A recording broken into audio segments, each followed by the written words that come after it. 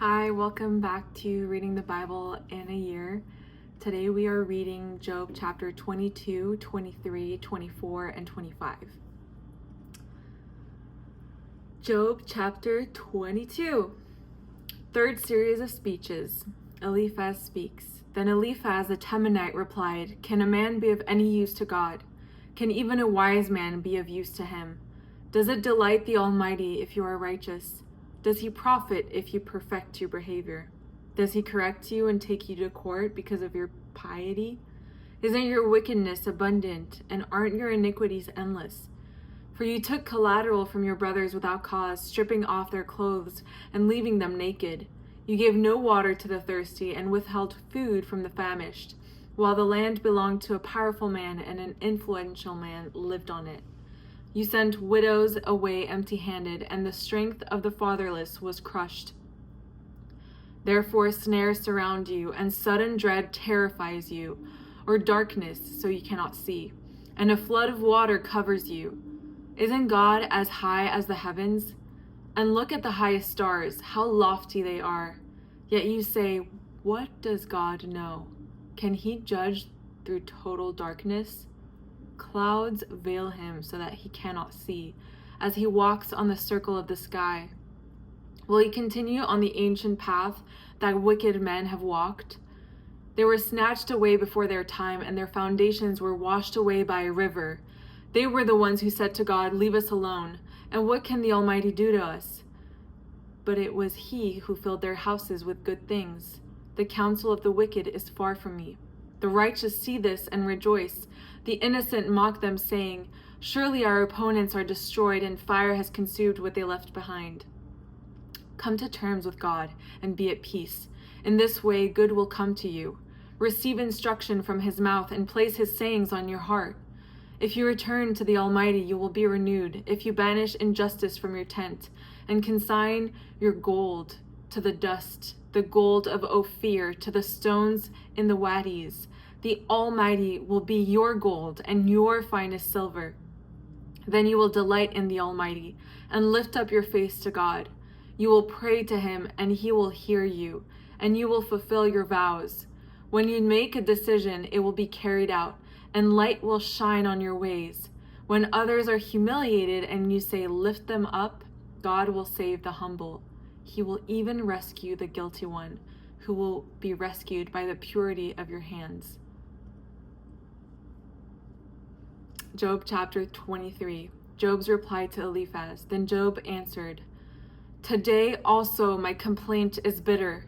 His hand is heavy despite my groaning. If only I knew how to find him so that I could go to his throne. I would plead my case before him and fill my mouth with arguments. I would learn how he would answer me and understand what he would say to me. Would he prosecute me forcefully? No. He would certainly pay attention to me. Then an upright man could reason with him, and I would escape from my judge forever. If I go east, he is not there. If I go west, I cannot perceive him. When he is at work to the north, I cannot see him. When he turns south, I cannot find him. Yet he knows the way I have taken. When he has tested me, I will emerge as pure gold. My feet have followed in his tracks. I have kept to his way and not turned aside.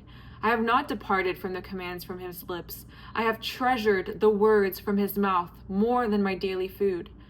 But he is unchangeable. Who can oppose him? He does what he desires. He will certainly accomplish what he has decreed for me, and he has many more things like these in mind. Therefore I am terrified in his presence. When I consider this, I am afraid of him. God has made my heart faint. The Almighty has terrified me. Yet I am not destroyed by the darkness, by the thick darkness that covers my face.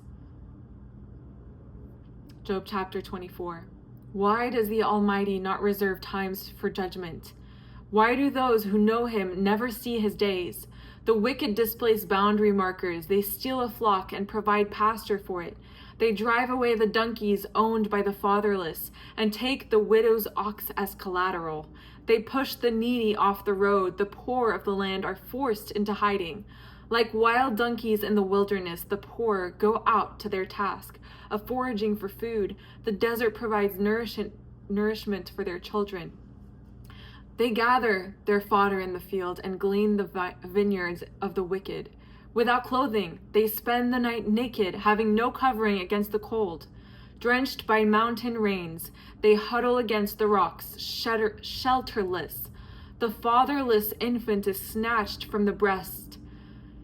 The nursing child of the poor is seized as collateral. Without clothing, they wander about naked. They carry sheaves but go hungry. They crush olives in their presses. They tread the wine presses but go thirsty. From the city, men groan. The mortally wounded cry for help.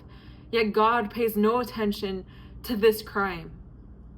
The wicked are those who rebel against the light. They do not recognize its ways or stay on its paths. The murderer rises at dawn to kill the poor and needy, and by night he becomes a thief. The adulterer's eye watches for twilight, thinking, "No eye will see me," and he covers his face.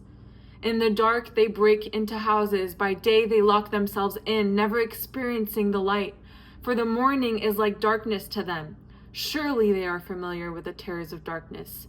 They float on the surface of the water. Their section of the land is cursed, so that they never go to their vineyards.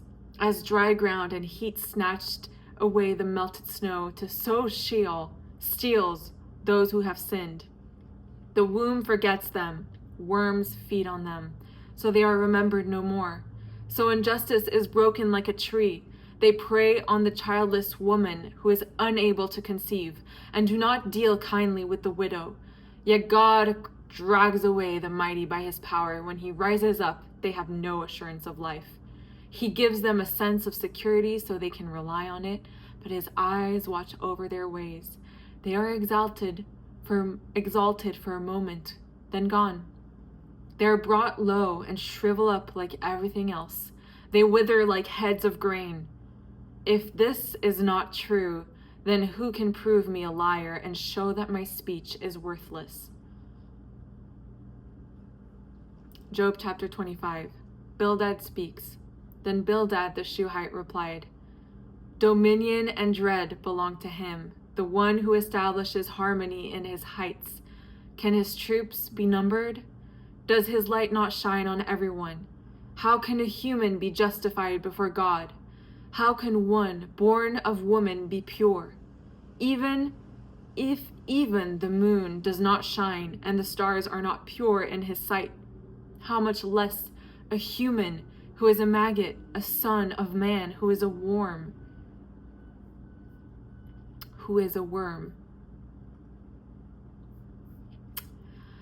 That was